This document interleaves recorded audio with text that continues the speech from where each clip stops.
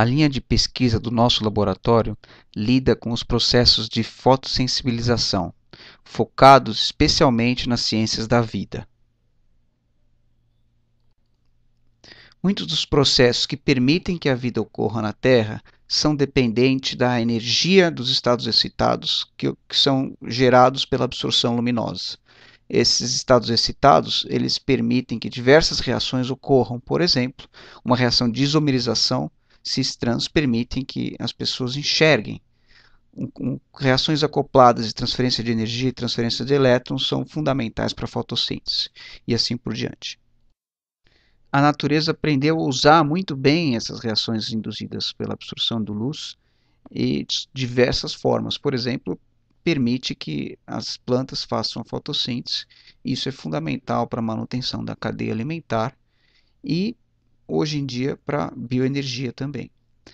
A nossa pele, o nosso organismo depende totalmente de reações que são induzidas por luz.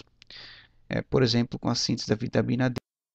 A razão principal que o excesso de iluminação acaba causando prejuízo para os tecidos biológicos é que parte da energia de excitação acaba gerando espécies reativas no estado excitado. E se essas espécies geradas são do tipo triplete, onde não tem uma desativação rápida do estado excitado para o estado fundamental, essas espécies tripletes podem viver por muito tempo, o que permite que eles reajam com oxigênio ou com outros substratos por transferência de elétron. Então, a principal razão dos estados excitados acabarem gerando reatividade inespecífica é porque se formam espécies tripletes com excitação eletrônica. Nós estamos preparados agora para definir o que são esses processos de fotossensibilização.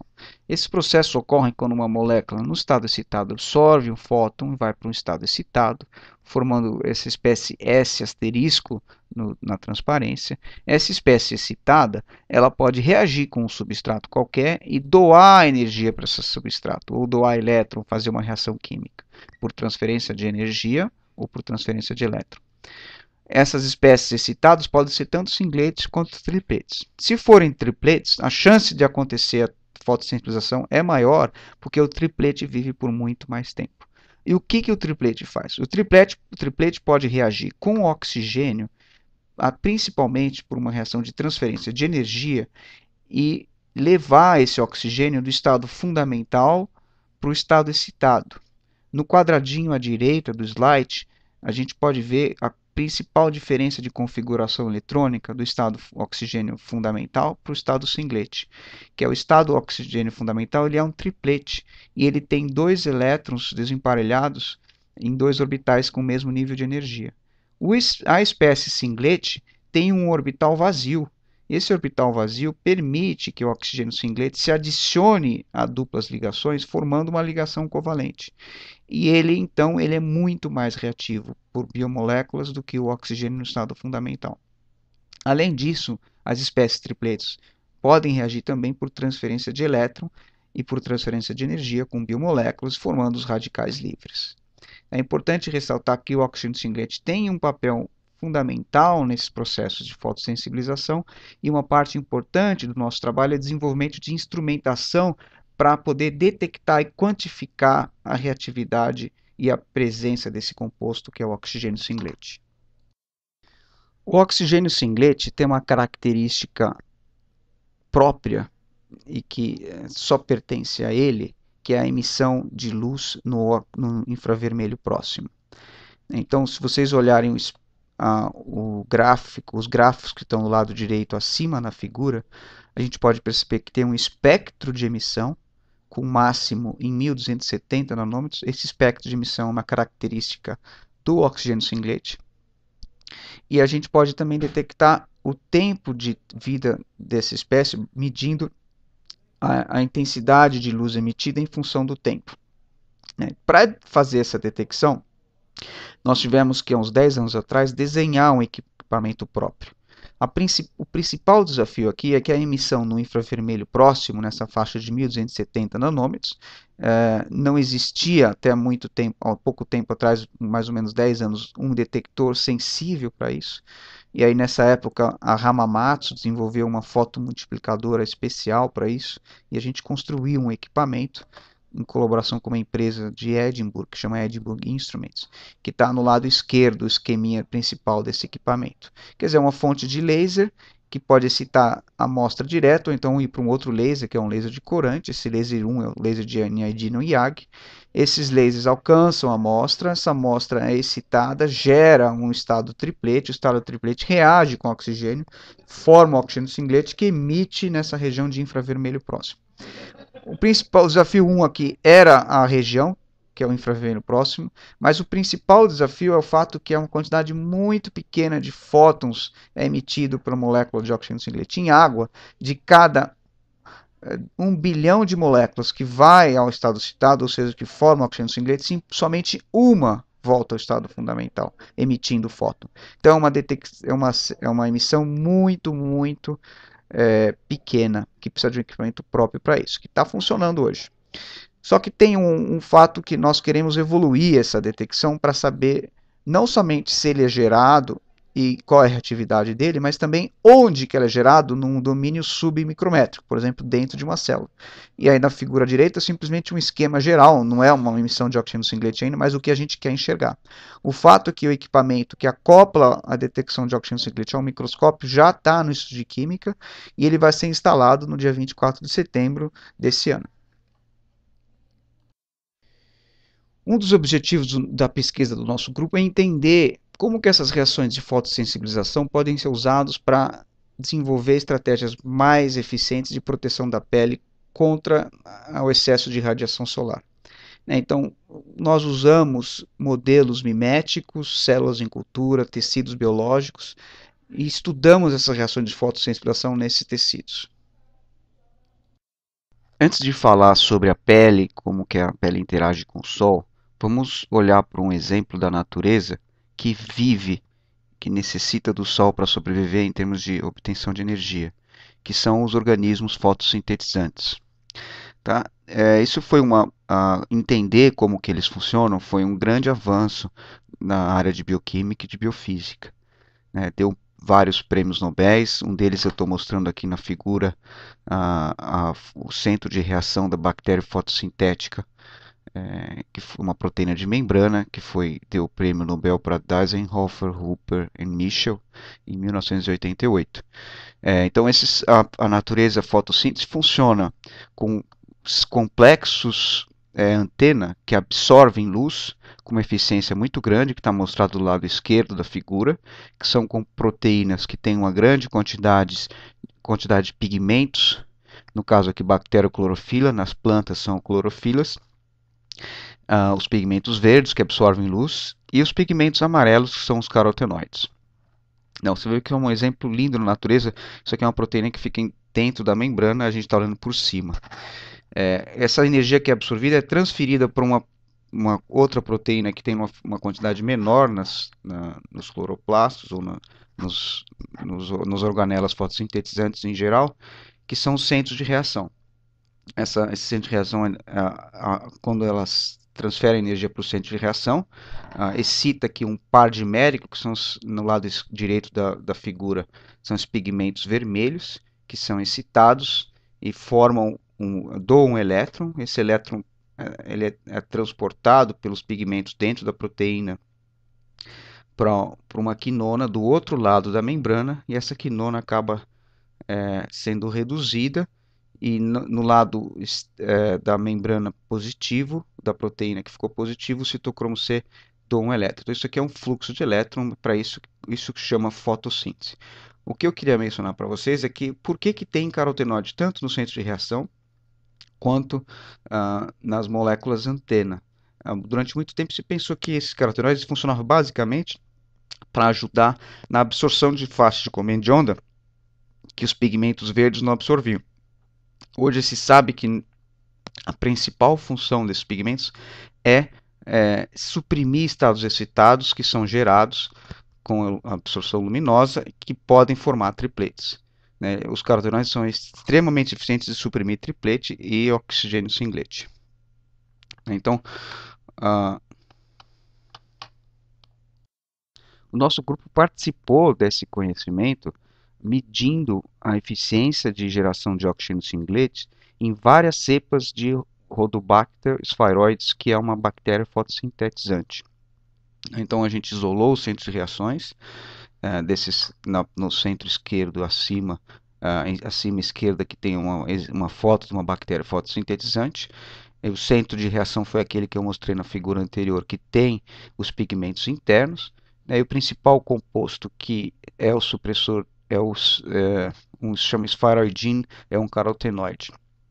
Então esse centro de reação é parecido com o fotossistema 2 e já tinha uma medida na literatura que um fotossistema 2 isolado de planta gera 20% de eficiência de oxigênio singlete. Cada 100 fótons que esse fotossistema absorve, 20 geram oxigênio singlete. Isso é uma quantidade grande de oxigênio singlete e se explica por que o fotossistema dessas plantas é suscetível à luz solar.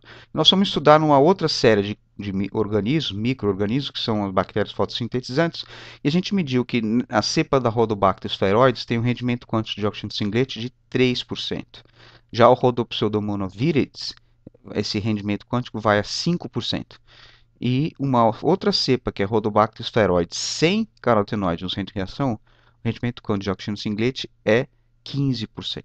Então, o que a gente mostrou é que aumenta a eficiência de geração de oxigênio singlete quando você afasta o carotenoide do par dimérico ou quando você tira totalmente o carotenoide do centro de reação, que é o caso da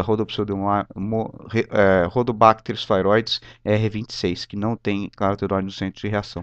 Para vocês terem uma ideia, essa bactéria, para ela sobreviver, ela tem que ser mantida num armário fechado. Embora ela seja fotossintetizante, uma quantidade mínima de luz é o suficiente para ela sobreviver. Ela demora muito para crescer. Agora, se você puser ela num ambiente como de um laboratório químico que tem a iluminação própria e intensa, ela vai morrer. Então, esse foi um dado que ajudou a entender o papel dos carotenoides na proteção dos centros de reação. Quando a gente pensa sobre proteção da pele, exposição à luz solar, e a gente olha por um esquema como o da figura, a gente pode achar que a humanidade entende muito de como se proteger do sol. Na verdade, isso é uma ideia falsa, porque muito pouco é entendido e tem muito que a gente precisa aprender para se proteger de maneira adequada. Vou dar alguns exemplos para vocês. A gente separa os comprimentos de onda da luz solar que incidem na nossa pele em faixas de comprimento de onda. Todo mundo conhece o UV, o visível e o infravermelho. A razão que a gente separa essas faixas é porque o nosso olho tem um pigmento, que é a rodopsina, que responde a partir de 400 nanômetros. Então o olho não enxerga, não vê. Mas a nossa pele não tem a rodopsina, ela tem outros compostos que absorvem luz. Então ela responde de forma diferente. Então usar um esquema como esse aqui para explicar como que a pele interage com o sol já é errado de princípio. Então esse é um fato que as pessoas precisam entender. Outro fato é que pouco é conhecido sobre, por exemplo, quais moléculas que absorvem nessas faixas de comprimento de onda e que geram um certo dano. E o que é pior, não se sabe quanta luz que é absorvida. Isso depende do tecido, da pessoa. Então, tem muitas variáveis desconhecidas. Então, de forma geral, o que a gente costuma fazer é separar em faixas de comprimentos do UVA, UVB e UVC.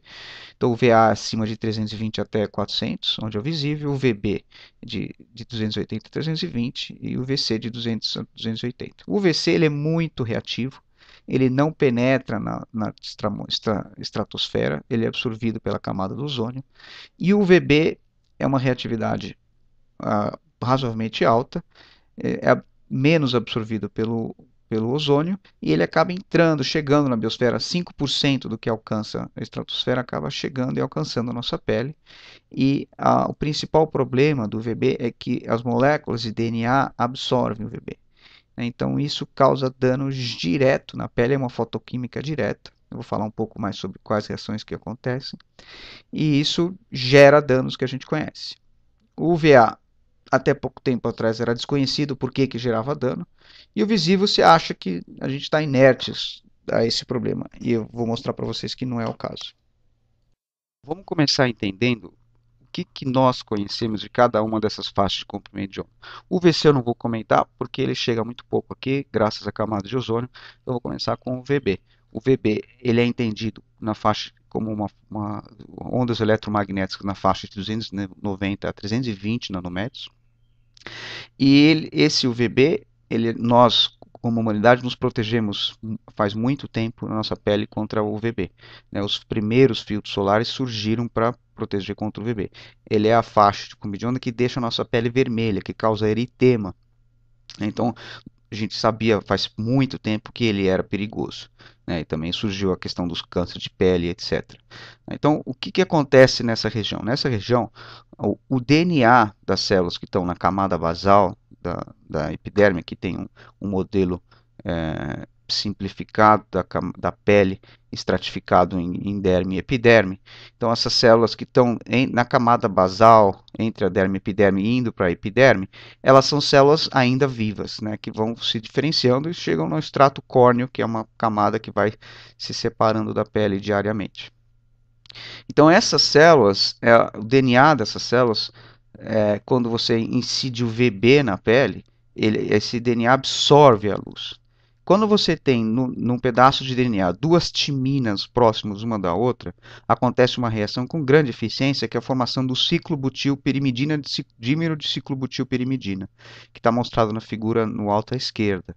Né? Então, esse dímero, e assim como o que se chama de fotoproduto 6,4, que se forma quando tem uma timina e uma citidina próximas, não, adjacentes, esses produtos são genotóxicos, ou seja, quando o DNA vai se multiplicar, vai se dividir, a enzima responsável por isso não reconhece direito como um T e acaba pondo no lugar uma base nitrogenada diferente. Isso causa uma mutação. Então, esses compostos são mutagênicos.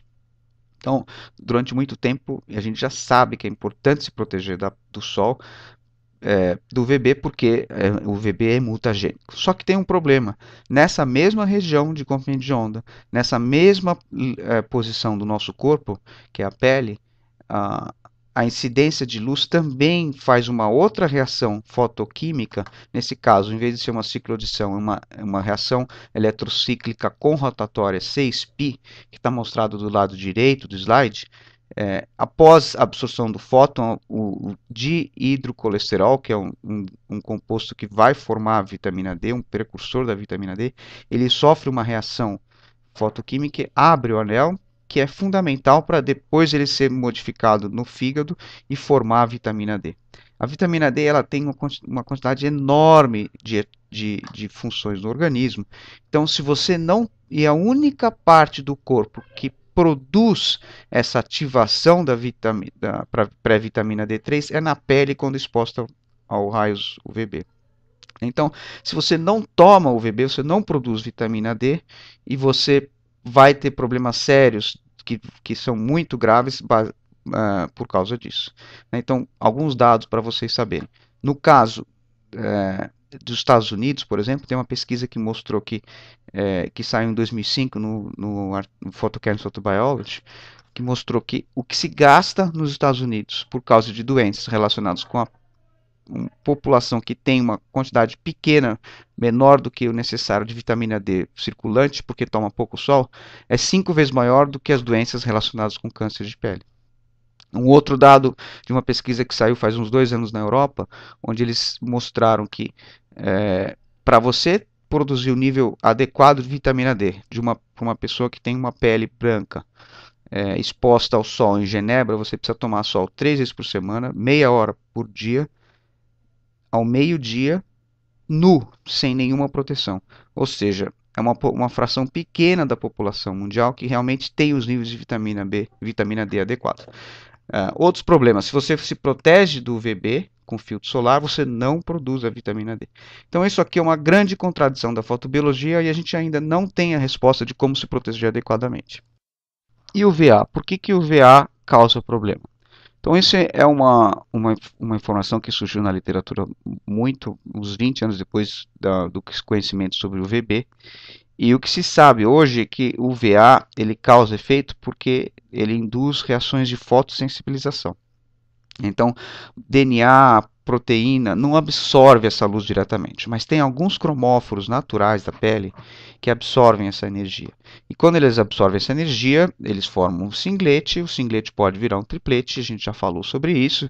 O triplete pode reagir com oxigênio, fazer oxigênio singlete, nas reações chamadas de tipo 2, ou pode reagir com outros substratos por transferência de elétron, formar produtos radicalares por reação tipo 1.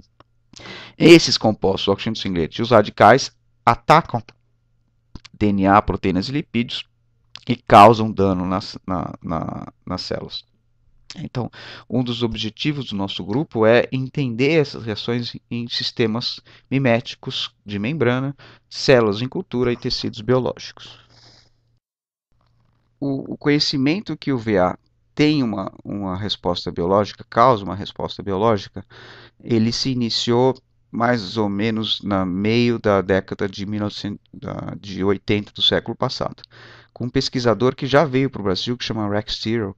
Hoje ele é o editor da revista Photochemistry, Photobiology, Science, e ele foi uma das pessoas que verificou que quando você incide raios UVB em células, elas respondem com proteínas, por exemplo, que protegem elas do estresse oxidativo. Então, essa pesquisa continua até hoje. O Rex Tyrrell e outros pesquisadores que estão citados acima continuam trabalhando para entender melhor como que funciona isso em células. O que se sabe hoje é que vários cromóforos absorvem nessa região que se chama de UVA, que vai aqui de 320 a 400 nanômetros. Na figura aqui está mostrado o espectro de absorção da riboflavina, que você vê que tem uma banda de absorção que tem um máximo em torno de 360. As flavinas, elas estão em praticamente todos os lugares das células, porque elas são muito importantes para ativar, por exemplo, as reações de oxirredução. Normalmente elas estão ligadas em proteína. Não se sabe, por exemplo, qual das flavinas que é fotoativa quando ligado em proteína, mas a gente sabe que as derivadas de flavinas são fotossensorizadoras muito eficientes. Absorvem luz, geram singlete, triplete, oxigênio singlete e radicais. Então, uma parte da pesquisa do nosso laboratório é sintetizar derivados desses compostos e entender como é que eles agem a nível celular. Só que o fato do UVA ser reconhecido como um agente que causa problema na pele, não é e a gente não entender direito como que isso funciona, não é o único problema da questão de proteção da pele, porque o visível, raios que a gente enxerga com o olho, também causam um problema. E a razão disso é porque os fotossensibilizadores da pele, por exemplo, as flavinas, não absorvem só no VA. Você vê, eles absorvem também no visível. A absorção vai até 500 nanômetros. Então, essa faixa aqui, para a pele não enxerga o VA e o visível de forma distinta, assim como o nosso olho. Então, se você passa um filtro solar muito bom, que tem o VA e o VB, e vai para a praia e fica o dia inteiro no sol, você continua se queimando porque tem o visível que está incidindo.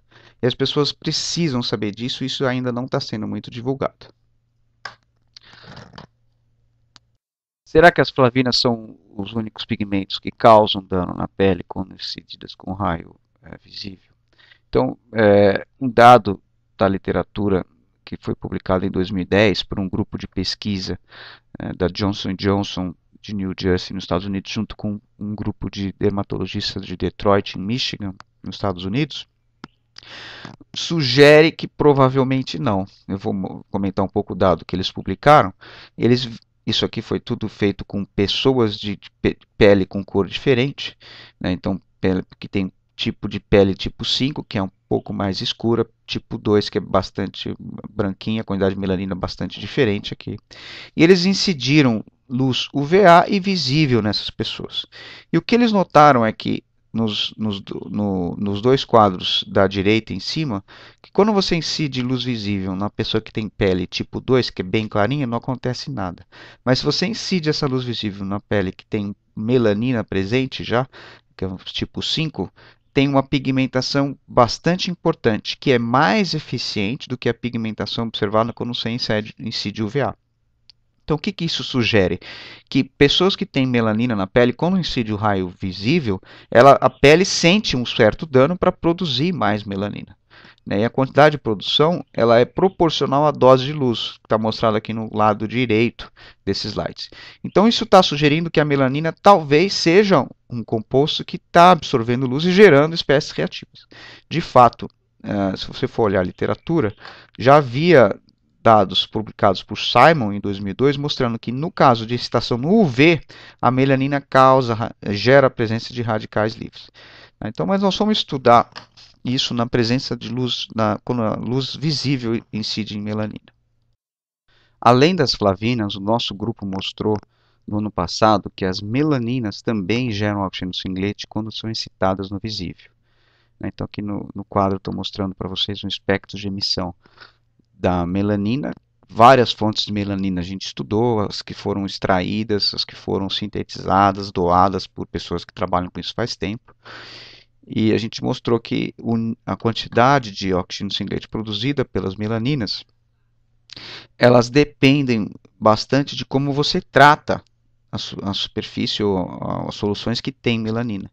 Aqui no quadro à esquerda embaixo, eu mostro o nível de emissão quando a suspensão de melanina é tratada com NaOH. Logo após o tratamento, 14 dias depois, tem um aumento substancial da condutividade de melanina. Quando você trata com ureia, você abre um pouco esse biopolímero, expõe alguns radicais que geram oxigênio singlete, a gente não sabe bem qual é, e com peróxido também. Mas o fato é que a melanina gera oxigênio singlete. E a gente mostrou também que, além de gerar, ela é o responsável por proteger o cabelo do oxigênio singlete. Então, o oxigênio singlete que é gerado reage com a própria melanina. A gente foi capaz de mostrar que um dos produtos dessa reação é esse derivado do indol, que tem um hidroperóxido da posição 3, que é a posição mais reativa do indol. A pergunta que nós fizemos há uns 3 meses, uns 4, 5 meses atrás, alguns resultados preliminares eu vou mostrar agora, é se essas reações de fotossensibilização com a melanina afetam a viabilidade de células que são melanocompetentes. Aqui são dados que não foram publicados ainda, onde a gente é capaz de induzir quimicamente a produção de melanina, e se a célula é melanocompetente, ela produz uma quantidade grande de melanina, como na linhagem C1 que está no esquema em cima. Dependendo da linhagem, não produz nada de melanina. Esse protocolo é um protocolo conhecido da literatura que se induz a produção de melanina com tirosina e cloreto de amônio. Então a gente foi capaz também, isso aqui foi um trabalho do Orlando Chiarelli Jr., que é meu aluno de doutorado, ele está fazendo isso ainda, é um projeto que está em andamento. Ele foi capaz de dosar a quantidade de melanina produzida nessas linhagens. Você vê que tem uma diferença grande entre um grupo que produz melanina e outro que não produz, com esse protocolo químico de indução de melanogênese. Essas linhagens que produzem melanina, uma quantidade grande quando são induzidas, elas foram medidas o oxigênio singlete que elas próprias geram, e que está aqui com um intercepto dentro desse gráfico, mostrando que a produção de oxigênio singlete dessas linhagens é maior do que no controle, que não tem nada que é visível, observável. E isso causa uma fototoxicidade maior. As células que produzem mais melanina, elas apresentam fototoxicidade que é quase 3 vezes maior do que as que não produzem melanina. Isso é relacionado com a quantidade de oxigênio singlete que é produzida. Nós não sabemos ainda qual parte da melanina, aqui estou mostrando como retângulos verdes, qual parte da melanina que realmente gera o oxigênio singlete, como que é essa reação exatamente. Então a gente sabe que dependendo da estrutura da melanina, ela gera mais ou menos. Se você puser a melanina em acetonitrila, que é um solvente que expõe alguns dos radicais, ela gera muito mais oxigênio singlete, e o tempo de vida do oxigênio singlete fica parecido com o que é esperado do tempo de vida do oxigênio singlete em acetonitrila. É um pouco mais do que isso, mas como tem um pouco de água, em torno de 16 microsegundos é o esperado. Já se puser em D2O, que se espera também um tempo de vida parecido com esse, a gente observa um tempo muito menor. Isso quer dizer que a melanina está fechada e o óxido singlete que é gerado, ele é neutralizado na própria estrutura da melanina. Além disso, há uma fração que é extraída em acetonitrilo da melanina, ela também se mostrou fototóxica em modelos celulares. Um dado interessante que a gente mostrou também o ano passado foi que o cabelo, porque tem melanina, ele também gera óxido singlete. E essa reação de fotossensitização é capaz de causar a degradação das fibras de queratina e da própria melanina do cabelo, mudando a cor. Aqui no slide à direita, você vê que tem um cabelo que tem várias manchas. Essas manchas foram obtidas simplesmente irradiando essas posições do cabelo com luz visível. Então, nós mostramos que o cabelo preto gera menos oxigênio singlete, porque o oxigênio singlete é suprimido pela melanina. O cabelo loiro leve gera mais oxigênio singlete. Então, esse trabalho permitiu que a gente fizesse um modelo de geração e supressão de oxigênio singlete em cabelo pela melanina. A conclusão que eu queria tirar até agora é a seguinte: a luz visível também deve ser considerada na proteção da pele e do cabelo contra o dano fotoinduzido. Qual a estratégia, como que a sociedade vai se proteger disso, ainda não está claro. Mas eu pretendo que o nosso grupo participe disso e contribua para esse conhecimento.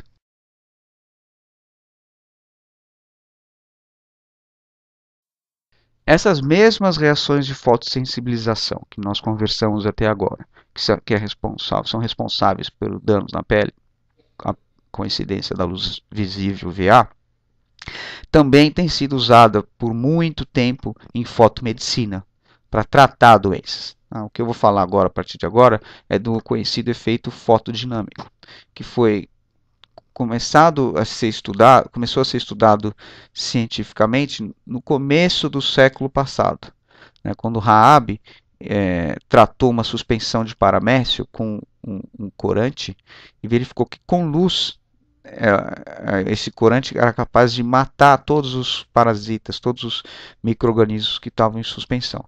E sem luz não fazia nada. Então ele foi o primeiro que observou esse efeito. Nessa época, as pessoas se deram conta que a luz podia ter efeitos médicos. Deu um prêmio Nobel para o Finsen em 1903. E esse efeito fotodinâmico começou a ser bastante estudado nessa época, e um médico alemão, em 1912, ele publicou um resultado em que ele se injetou uma suspensão que tinha um derivado do grupo M da hemácia, que se chama aqui um derivado de porfirina, né, oligomerizado. Ele se injetou essa suspensão e não acontecia nada com ele. Mas se ele se incidia parte do corpo com luz visível, ele tinha reações eritematosas horríveis. Então ele mostrou que esse efeito fotodinâmico depende de um composto que absorve luz e da própria luz. Isso passou muito tempo com algum ou outro trabalho sendo publicado, mas esse efeito fotodinâmico começou a ter interesse para a medicina real depois do trabalho do Dougherty, que é um pesquisador que trabalha num búfalo, né, num centro de pesquisa de câncer, e ele fez estudo clínico com uma molécula muito parecida com essa que o Fitzmeyer tinha se injetado. E ele fez estudo clínico para câncer de cabeça e pescoço e mostrou que realmente tinha benefícios grandes de tratar esses tumores com terapia fotodinâmica. Isso levou à aprovação da terapia fotodinâmica em 1993 para tratamento de câncer de cabeça e pescoço pelo FDA dos Estados Unidos. PDT hoje, que é a terapia fotodinâmica, está ganhando abrangência e aceitação por várias razões. As fontes de luz estão se tornando muito mais baratas e eficientes, os fotossensibilizadores são mais eficientes, novas aplicações estão sendo testadas. Por exemplo, se você fala com um dermatologista hoje, todos vão conhecer terapia fotodinâmica, porque tem sido muito usado para várias lesões na pele. Há 10 anos atrás, quando eu comecei a fazer essa pesquisa, muito pouco, quase nenhum conhecia isso. Então, isso dá para perceber o quanto que essa terapia está aumentando a sua abrangência. Só que tem um problema. Aliás, vários problemas. Um deles é o custo. Ainda é proibitivo você usar essa terapia fotodinâmica aqui no Brasil, porque, por exemplo, um fotossensibilizador de última geração, que chama Foscan, custa 4.000 euros aqui no Brasil. E um outro problema é o fato de a gente não conhecer direito os mecanismos fotoquímicos, de tal forma que em torno de 15% dos tratamentos acabam levando para recorrência. Então, isso mostra que é importante a gente estudar mais os mecanismos para poder ter uma terapia fotodinâmica mais eficiente. O nosso grupo tem participado de vários estudos clínicos onde terapia fotodinâmica tem sido aplicada para tratar pacientes diversos e um modelo de terapia fotodinâmica que chama de baixo custo, que usa fotossensibilizadores de custo reduzido, iluminação também de custo reduzido. E eu vou mencionar aqui o Dr. João Paulo Tardivo, que é um pesquisador da Faculdade de Medicina do ABC, que a maioria desses trabalhos foi feito por ele. E a gente participa disso, mas ele é quem trata os pacientes. Doutora Renata Belotto, também do Pérola Byton, doutor João Lindoso, também na Faculdade de Medicina da USP, tem trabalhado nisso. Então, vou citar um exemplo para vocês verem o quanto que isso é eficiente.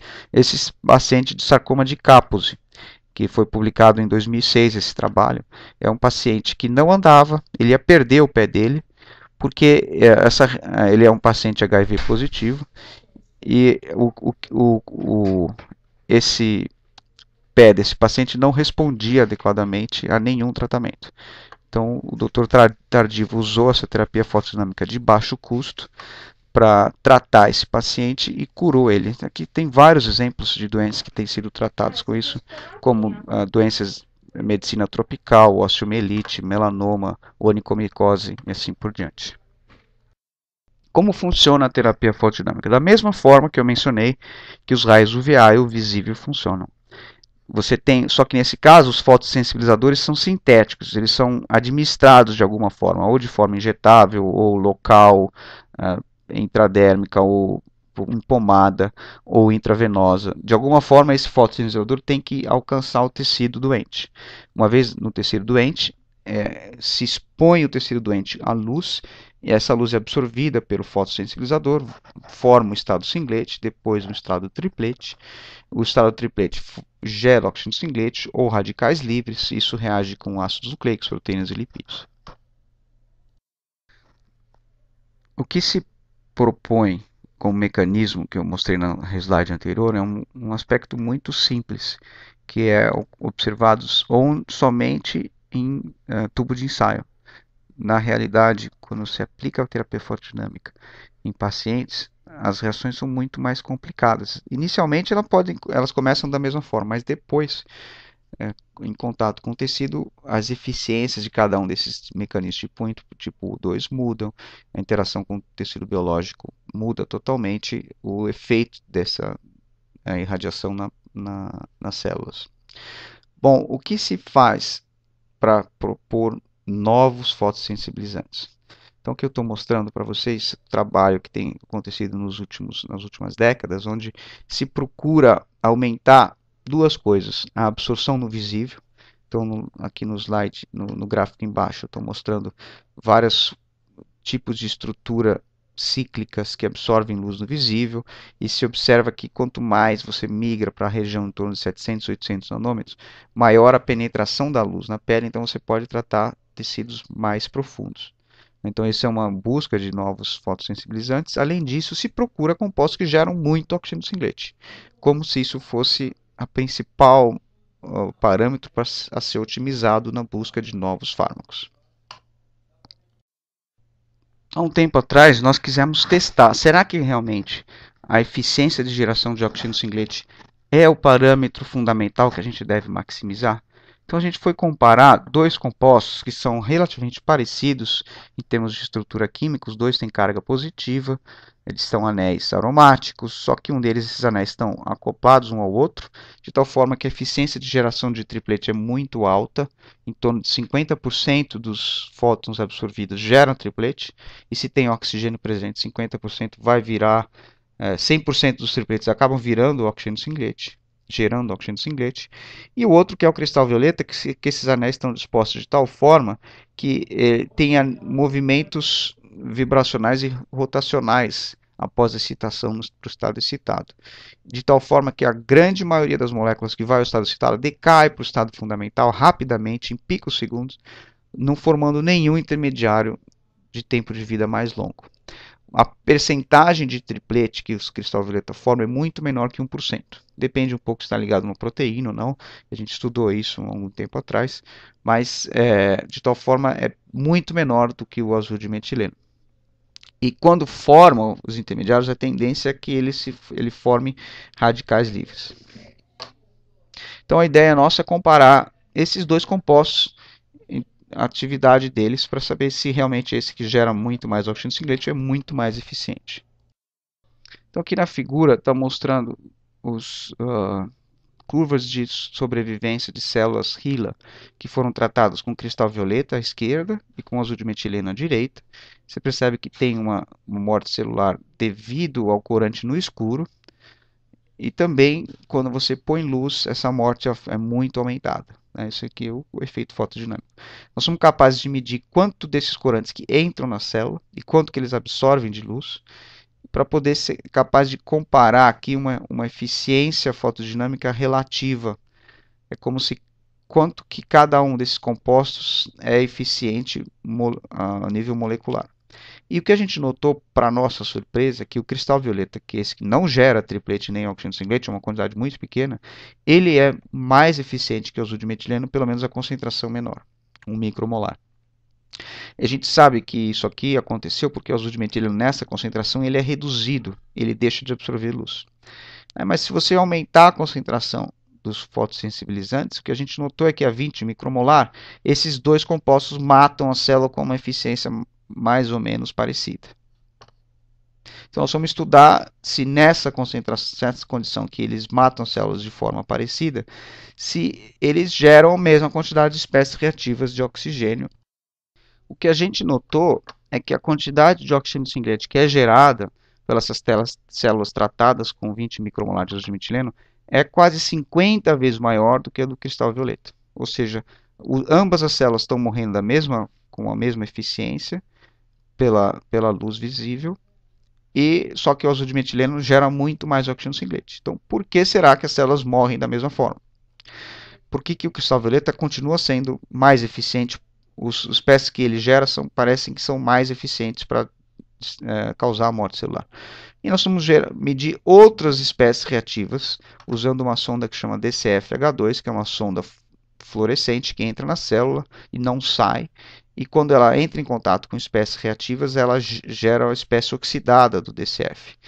O que a gente notou é que o azul de metileno também gera muito mais espécies reativas de oxigênio de forma geral do que o cristal violeta. Então, de novo, fica a pergunta: por que essas espécies reativas que são geradas pelo oxigênio cristal violeta, que são em muito menor quantidade, parecem ser mais eficientes em causar a morte celular? O que nós fomos fazer, então, foi medir aonde que essas espécies estão sendo geradas, onde que estão os compostos que estão gerando as espécies reativas. E, então, isso foi feito por microscopia de fluorescência, com colocalização com marcadores. Então, aqui na primeira figura tem um marcador que é o rodamina 123, que marca a mitocôndria, o lisotracker, que marca lisossomo, o BOD-PTR, que marca paralelo de Golgi, e o H33342, que marca o núcleo. Esse trabalho foram feito pela minha aluna de doutorado, a Carla Oliveira, no laboratório do professor Guilherme Indig, lá na Universidade de Wisconsin, em Milwaukee. Então, o que ela notou é que o cristal violeta ele tem uma colocalização 100% com a mitocôndria dessas células. Então, você percebe que se você pega o verdinho aqui, põe em cima do vermelhinho, que é a emissão do cristal violeta, o verdinho do rodamina, fica tudo meio amarelo, dizendo que tem uma colocalização muito grande. Com o lisotracker, quase nenhuma, com o Golgi nenhuma e com o núcleo também. Então, o cristal violeta só vai para a mitocôndria. No caso do azul de metileno, o que a gente nota é que se você trata a célula com uma concentração pequena dele que é necessário para você fazer esses estudos de colocalização, não pode tratar com muito composto, porque senão tudo fica saturado. O que a gente nota aqui na primeira coluna é que você não observa a emissão do azul de metileno nessas condições. Uma indicação que ele é reduzido, como eu vou mostrar para vocês mais para frente, a gente sabe a reação que acontece. No caso se você põe ele em contato com a célula que foi tratada previamente com a rodamina, o que a gente observa é que a rodamina que estava localizada em mitocôndrias, na segunda coluna aqui, ela fica dispersa, ela perde a localização. Isso quer dizer que o azul de metileno foi para a mitocôndria, de alguma forma competiu com a rodamina e permitiu que ela saísse da mitocôndria. Se você trata com um pouco mais de corante 20 micromolar, a gente nota que tem uma colocalização muito boa com o lisossoma. Esses resultados mostram que esse paradigma mais morte celular com mais espécies reativas de oxigênio não é sempre verdadeiro. O cristal violeta, que gera muito menos espécie reativa, ele é mais eficiente do que o azul de metileno, que gera muito menos. Porque o azul de metileno ele é reduzido, ele tem uma localização difusa e o cristal violeta ele fica só na mitocôndria. Então, esse resultado mostrou para a gente uma conclusão importante para o grupo, que vale a pena investir em seletividade desses fotossensibilizantes, ao invés de compostos que geram muitas espécies reativas de oxigênio. Uma parte importante do trabalho que o grupo fez nos últimos 10 anos foi entender o efeito de substituinte nesses fotossensibilizantes. Então a gente mantém a estrutura central do composto, ou seja, a fotoquímica dele é mantida, a gente muda as cadeias laterais, os grupos substituintes, de tal forma que muda a solubilidade, muda a ligação em proteína, muda a localização em célula, muda a ligação em membrana, e a gente estuda o efeito dessas mudanças na atividade fotodinâmica. Ou seja, o que a gente quer saber é que outros parâmetros, além da geração de oxigênio ciclete, são importantes para ter um composto que seja eficiente na terapia fotodinâmica.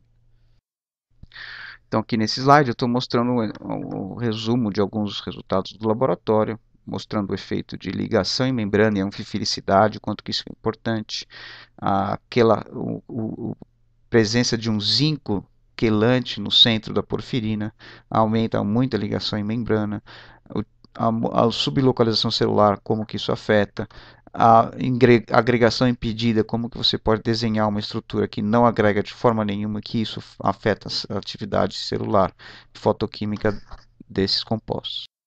Uma outra linha de pesquisa do laboratório é estudar como que esses mecanismos fotoquímicos são alterados no ambiente celular, ou miméticos celulares, comparado com o que a gente observa em tubo de ensaio.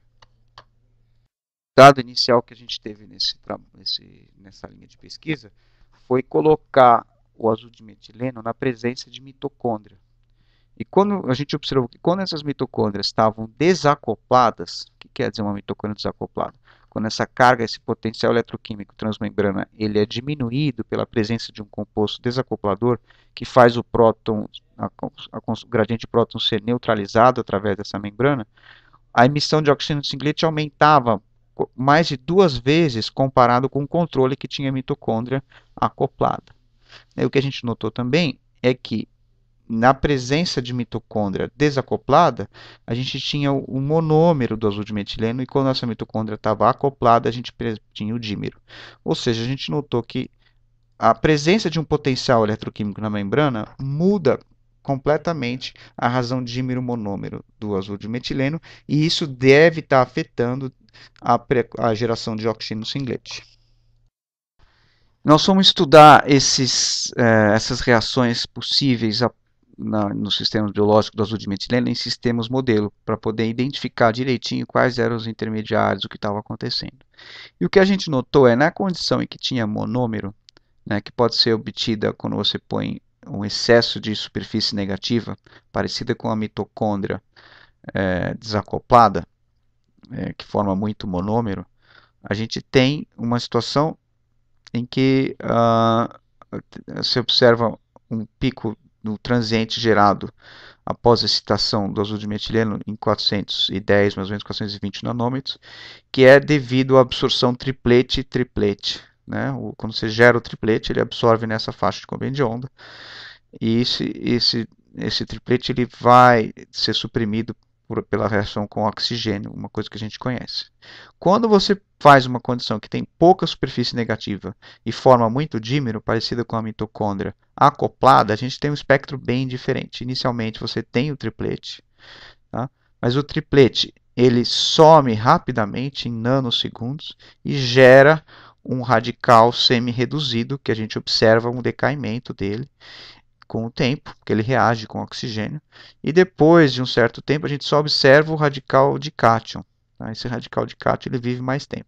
Estudando a reatividade desses dois espécies, a gente provou que esse aqui é o ânion, é o radical semi-reduzido, esse aqui é o de radical semi-oxidado, o de cátion semi-oxidado. Então a gente propôs um modelo que acontece se você tem o suldimetileno na presença de uma quantidade grande de superfície negativa, ele forma o triplete, o oxigênio singlete, como ele é conhecido. Se você põe ele numa condição que tem muito corante e pouca superfície negativa, ele forma dímero. Isso aqui tem uma reação de estado excitado de transferência de elétron e você forma o radical semi-reduzido e o semi-oxidado do azul de metileno. Então esse dado e outros que a gente publicou mostraram que o mecanismo fotoquímico que ocorre em sistema zoológico muitas vezes não é esse mecanismo de transferência de energia para o oxigênio formando oxigênio singlete. Porque sempre que você tem uma proteína ou uma membrana ou um outro sistema biológico que permite a formação de dímeros dos fotossensibilizadores, pares iônicos ou o próprio complexo com proteínas, você desvia esse mecanismo de reação com oxigênio para a reação com biomoléculas, formando radicais livres. Conclusão que a gente pode chegar é que os mecanismos fotoquímicos são modulados pela interação dos fotossensibladores com biomoléculas e membrana. Então, surge uma questão: como é que a gente consegue controlar isso? Evitar que os fotossensibilizadores façam esse complexo e permitir que eles reajam da forma que a gente deseja. Então, nesse ponto, a gente decidiu investir na construção de nanopartículas com fotossensibilizadores para tentar controlar o mecanismo de fotossensibilização. E a gente participou então desse boom da geração de nanotecnologia, contribuindo com trabalhos nessa segunda etapa, onde, se você citar nanopartículas e PDT, tinham 30 artigos, nos últimos 5, 6 anos a gente tem 300. Então a gente começou a trabalhar nessa época em que tinham poucos ainda artigos de terapia fotodinâmica com nanopartículas. Então o nosso grupo mostrou várias propriedades de nanopartículas que podem trazer controle de propriedades dos fotossensibilizadores. A gente mostrou que é possível controlar a agregação, introduzir propriedades magnéticas, aumentar a biodisponibilidade e controlar o que eu falei para vocês, que é o mecanismo de reação no estado excitado. O trabalho da Diana Tada, que defendeu tese no laboratório faz uns 3 anos, onde ela mostrou que é possível sintetizar nanopartículas com compostos fenotiazínicos que têm a razão de dímero monômero alterada, e se você tem, como por exemplo nessa nanopartícula 1, uma quantidade maior de dímero, gera muito menos oxigênio singlete, na nano 3 você só tem monômero e gera muito mais oxigênio singlete. O último trabalho que a gente realizou nessa área, em colaboração com o professor Koichi Araki, Henrique Toma aqui do Instituto de Química, foi o trabalho de tese da Diana Deda, trabalhar com essa porfirina que é solúvel em DMSO ou com essa mesma porfirina incorporada em micronanopartículas preparadas por conservação.